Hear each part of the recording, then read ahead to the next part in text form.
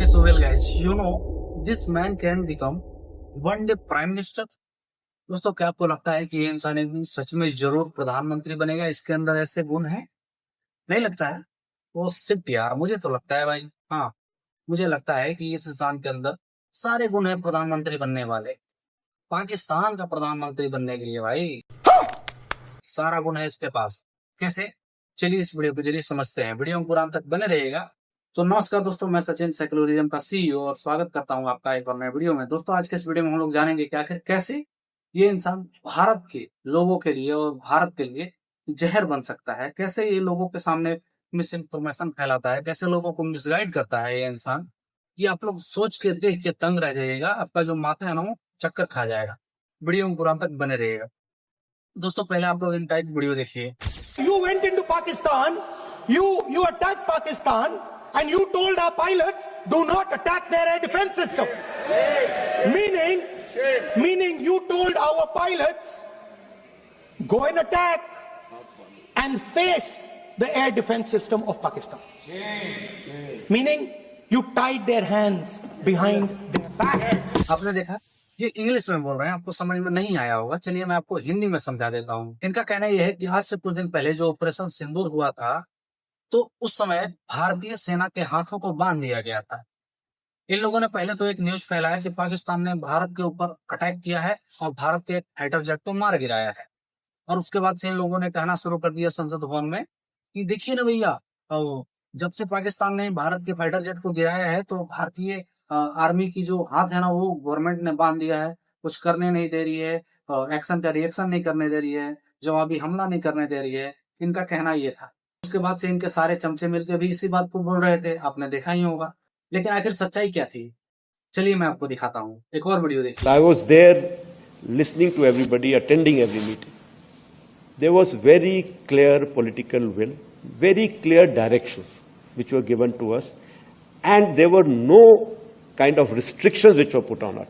I repeat, no restrictions on us. Full freedom was given to us to plan and execute. हाँ, तो अगर आपको इनकी बात समझ में आ गई होगी तो ये ठीक है, नहीं तो मैं आपको हिंदी में समझा देता हूँ। इनका कहना ये है कि ये जो लोग मिस इन्फॉर्मेशन फैला रहे हैं कि पाकिस्तान ने भारत के ऊपर हमला कर दिया है, ये गलत है।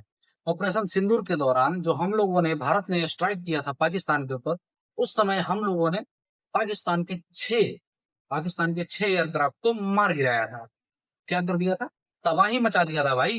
हाँ, और इस कारनामे को पता है किसने किया था? भारत का S-400 मिसाइल था, जिसने पाकिस्तान के 300 किलोमीटर अंदर जाकर उसके घर में घुस के बमबारी की थी, उसके घर में घुसकर उन लोगों को मजा चखाया था।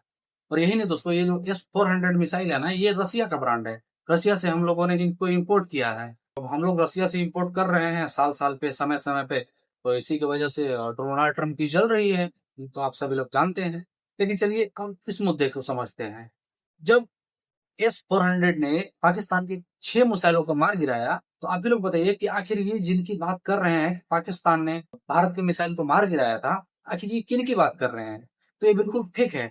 और ये जो भारत ने पाकिस्तान के घर में घुस के 6 मिसाइलों को मारा था, जिसमें 5 तो उनके एयरक्राफ्ट थे और एक जो था वो रडार एयरक्राफ्ट था। मतलब कि रडार का मतलब ये हो गया कि उसका काम ये है सिग्नल देना कि उसके साइड में कितने प्लेन उड़ रहे हैं, उसके फ्रंट में कितने प्लेन उड़ रहे हैं। तो उसका काम रडार सिस्टम का है, आगे पीछे ऊपर नीचे का है। और इस तबाही में पता है क्या हुआ? पाकिस्तान के 6 फाइटर जेट को तो हम लोगों ने मारा, साथ में 100 से ज्यादा आतंकवादी टर्मिनेट हुए, 11 एयरबेस डिस्ट्रॉय हुए, और यही नहीं, साथ में 2 कमांड, 2 कंट्रोल सेंटर को भी तबाह कर दिया भारत ने, 2 सेफ सिस्टम और 3 हैंगर को भी डिस्ट्रॉय कर दिया। और यही नहीं दोस्तों, इस तबाही में भारत ने पाकिस्तान के 6 रडार टेक्नोलॉजी को भी न्यूट्रलाइज कर दिया। अब आप ही लोग बताइए कि भारत ने आखिर क्या नहीं किया ऑपरेशन सिंदूर के दौरान। लेकिन ये लोग पॉलिटिक्स करने के लिए इस तरीके से लोगों को मिसगाइड करते हैं, मिस इन्फॉर्मेशन फैलाते हैं कि जब तक इन लोगों के सामने प्रूफ नहीं रखेगा तब तक इन लोगों को विश्वास ही नहीं होता है। और ये लोग यहीं पे शांत नहीं रहते हैं, ये लोग इंडियन आर्मी के ऊपर सवाल खड़े करते हैं, साथ में इलेक्शन कमीशन ऑफ इंडिया के ऊपर तक सवाल खड़े कर देते हैं।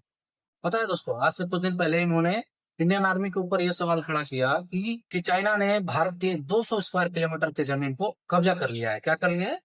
200 स्क्वायर किलोमीटर की जमीन को कब्जा कर लिया है। लेकिन जब सुप्रीम कोर्ट ने इनसे ये पूछा कि आखिर आपके पास प्रूफ क्या है, जो ये आप कह रहे हैं कि 200 स्क्वायर किलोमीटर चीन ने कब्जा कर लिया है भारत की जमीन को, तो ये पीछे हट गया भाई, क्योंकि इनके पास तो कोई प्रूफ नहीं है, ये तो पॉलिटिक्स करने के लिए कुछ भी बोल देते हैं। और उसी प्रकार से अभी इन्होंने एक क्लेम किया है, एक आरोप लगाया है इलेक्शन कमीशन ऑफ इंडिया के ऊपर कि वोटों की चोरी हो रही है।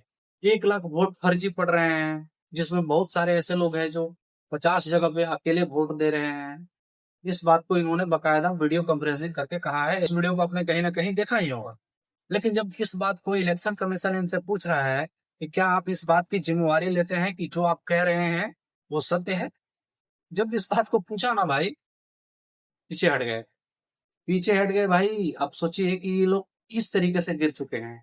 अगर इन लोगों का समय चले तो ये पाकिस्तान के साथ मिलके भारत को बिल्कुल साफ कर देंगे भाई, साफ।